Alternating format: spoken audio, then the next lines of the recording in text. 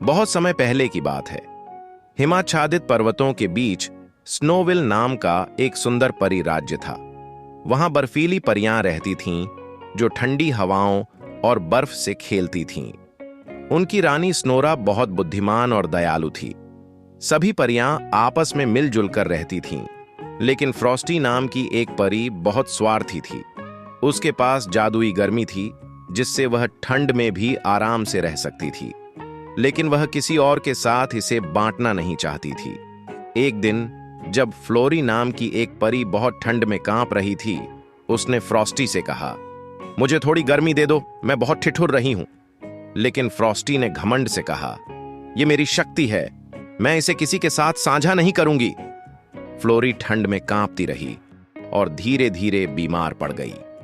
यह देखकर बाकी परियां बहुत दुखी हुईं, लेकिन कोई कुछ नहीं कर सका।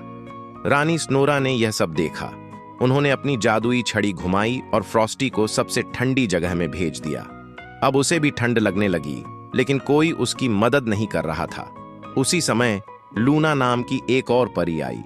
वह बहुत दयालु थी। उसने अपनी गर्मी फ्रॉस्टी के साथ बांट दी। फ्रॉस्टी ने पहली बार समझा कि दूसरों की मदद करना कितना अच्छा होता है। फ्रॉस्टी ने शर्मिंदा होकर कहा, मुझे माफ कर दो, अब मैं भी अपनी गर्मी सबके साथ बांटूंगी। रानी स्नोरा मुस्कुराई और कहा, सच्चा जादू वही होता है जो दूसरों की भलाई के लिए किया जाए। उस दिन से परियां मिलजुल कर रहने लगीं और फ्रॉस्टी ने कभी भी किसी की मदद से मुंह नहीं मोड़ा। नैतिक शिक्षा: स्वार्थी मत बनो, हमेशा दूसरों की मदद करो, क्योंकि सच्ची खुशी बांटने में ही है।